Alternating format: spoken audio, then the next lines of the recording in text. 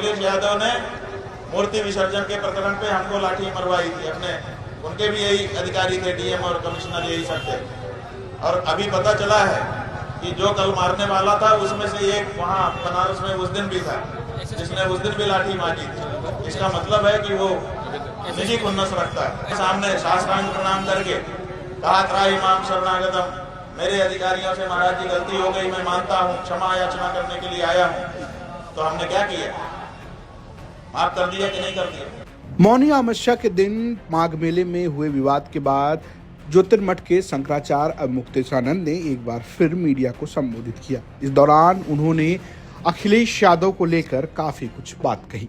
मौनी अमावस्या के दिन स्नान को लेकर मेला प्रशासन और अवमुक्तेश्वरानंद के बीच झड़प हुई, जिसमें उनका आरोप ये है कि उनके कई शिष्यों के साथ मारपीट की गई। वहीं प्रशासन ये कह रहा था कि उन्होंने पालकी से स्नान करने की बात कही और वो स्नान करने नहीं के। इस बीच अखिलेश यादव ने उनसे फोन पर बातचीत की थी। दूसरे दिन प्रेस कॉन्फ्रेंस के दौरान अवमुक्तेश्वरानंद ने न सिर्फ फोन पर बातचीत का जिक्र किया, बल्कि इस बात का भी जिक्र किया कि अखिलेश यादव के समय में भी उन पर लाठीचार्ज किया गया था।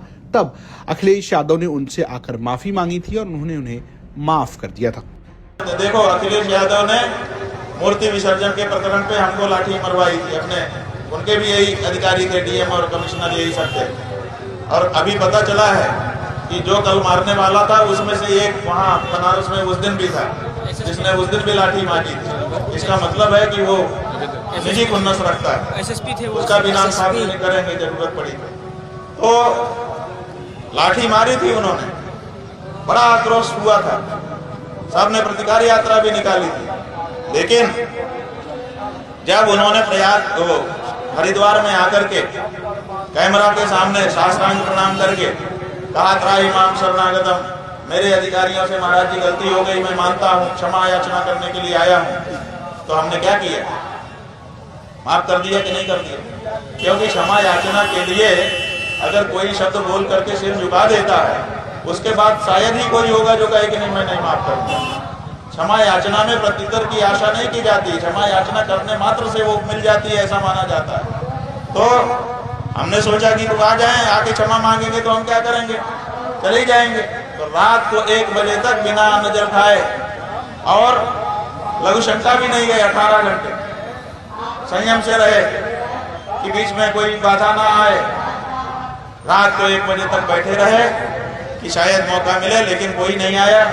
तो फिर हमको उठ करके फिर जल ग्रहण करना पड़ा। फिर दूसरे इसके अलावा शंकराचार्य ने इस बात का भी जिक्र किया कि अखिलेश यादव का फोन आया था, वो किसी को निराश नहीं करते हैं। ऐसे में उन्होंने अखिलेश यादव से बात की और अखिलेश यादव से बातचीत के दौरान उन्होंने पूछा कि आप क्या गौरक्षा के मुद्दे पर अपनी पार्टी में प्रस्ताव पारित कराएंगे।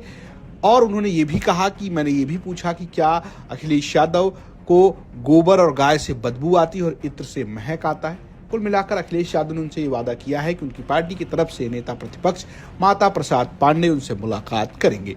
अखिलेश यादव जी का टेलीफोन कल आया था, हम यहीं थे कि एक व्यक्ति आया, अखिलेश यादव जी बात करना चाहते हैं। हम अगर हमारे पास समय रहता है किसी को निराश नहीं करते हैं, कोई मिलना चाहे, बात करना चाहे, जो भी हो। तो हमने कहा बात करा दो, तो उसने तुरंत बात करा दिया। आप लोग खड़े थे, हमने बात कर लिया। उन्होंने कहा कि बहुत आपके साथ अन्याय हुआ। हमने कहा हाँ वो तो ठीक है। फिर उन्होंने कहा कि हम तो विरोध कर रहे हैं। हम कहे भाई आपकी राजनीति में मुफीद लगता होगा तो आप विरोध कर रहे हो, जब आपको लगता है कि ये वाला मुद्दा हमारी राजनीति को सपोर्ट करेगा तो आप करते हो, इसके अलावा हर समय कहाँ करते हो। हमने आप कुंभ में आए थे, हमने आपसे कहा था कि गौ माता की रक्षा के लिए आगे आइए। आपने कहा हम तो सत्ता में नहीं है। हमने कहा सत्ता में नहीं हो, पार्टी में तो प्रस्ताव पारित करो कि पार्टी समाजवादी पार्टी घोषणा करती है कि अगर जहाँ जहाँ भी सत्ता में आएगी गौ माता को उतने क्षेत्र की माता घोषित करेगी और उनकी हत्या को बहुत बड़ा अपराध घोषित करेगी। तो बोले हाँ हम अकेले तो नहीं कर सकते, अपनी पार्टी में जाके बात करेंगे। तो हमने याद दिलाया कि आपने कहा था 1 वर्ष बीत गया, गौ माता की रक्षा के लिए तो आप खड़े नहीं हो, तो जहाँ आपको मुफीद लग रहा है आप कर रहे हो, अपना करो, ठीक है। आपने फोन किया, धन्यवाद।